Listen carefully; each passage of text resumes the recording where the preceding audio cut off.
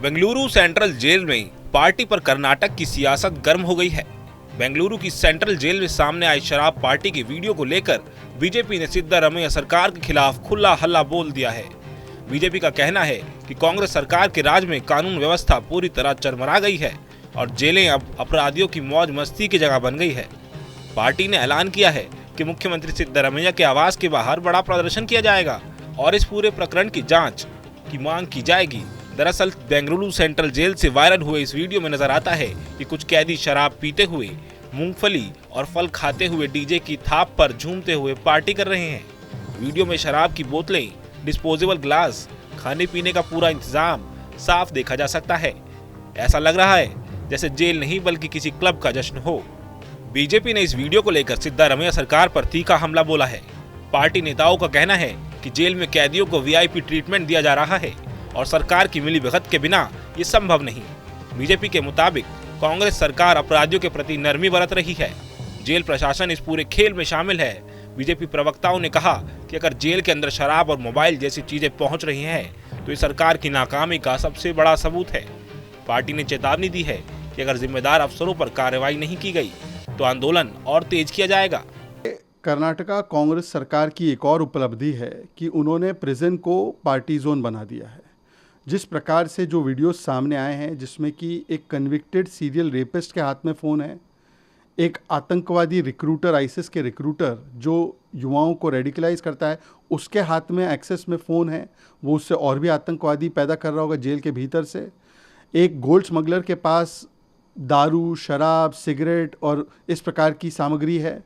और अभी एक और वीडियो सामने आया है जिसमें कि जो खूंखार अपराधी है उनकी जेल में पार्टी चल रही है, दारू है, खाना पीना है, म्यूज़िक चल रहा है।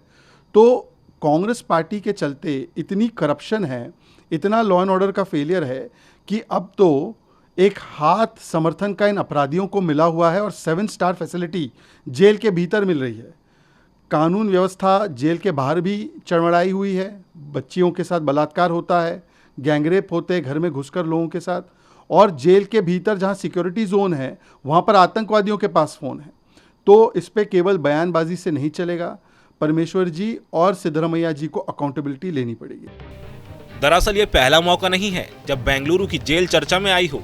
इससे पहले भी कई वीडियो सामने आ चुके हैं जिनमें कैदी मोबाइल फोन का इस्तेमाल करते, टीवी देखते और बाहर कॉल करते नजर आए। अब नए इस वायरल वीडियो में आरोपों को और मजबूत कर दिया है। जेल के अंदर पैसे और पहुंच का खेल चल रहा है। सबसे चौंकाने वाली बात यह है कि इस वीडियो को विवाद में कुख्यात रेप और मर्डर केस के दोषी उमेश रेड्डी का भी नाम जुड़ा है। रिपोर्ट्स के मुताबिक यह मोबाइल का इस्तेमाल करते हुए कैमरे में कैद हुआ। उसकी बैरक में टीवी सेट लगाया गया था। सवाल उठ रहे हैं कि आखिर इतनी सख्त सुरक्षा के बावजूद जेल के अंदर शराब और मोबाइल पहुंचे कैसे। मामला तूल पकड़ते ही कर्नाटक के गृह मंत्री जी परमेश्वर ने सख्ती दिखाई और जांच के आदेश दे दिए। उन्होंने एडीजीपी बी दयानंद से रिपोर्ट मांगी है और कहा है कि अगर रिपोर्ट संतोषजनक नहीं हुई तो एक अलग जांच समिति भी बनाई जाएगी। गृह मंत्री ने कहा कि गलत चीजें अब बर्दाश्त नहीं होंगी। जो भी अधिकारी दोषी पाए जाएंगे उन पर सख्त कार्रवाई होगी। ऐसी घटनाएं दोबारा नहीं होनी चाहिए। No, I have called a meeting of all the senior officers today, and I'll definitely take stock of the situation, and I'll see specifically what are the incidents involved, those terrorist prisoners. Also, some of the videos we have seen, somebody supplying liquors, drugs, and telephones, and all these things, mobile phones.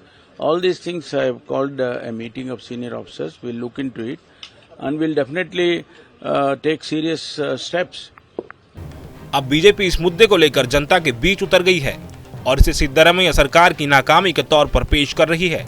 Party ने साफ कहा है कि जब तक jail system की सफाई नहीं होती तब तक आंदोलन यूं ही जारी रहेगा। बेंगलुरु जेल का ये वीडियो अब पूरे देश में चर्चा का विषय बना हुआ है। एक और सरकार बचाव में है तो दूसरी ओर विपक्ष हमलावर।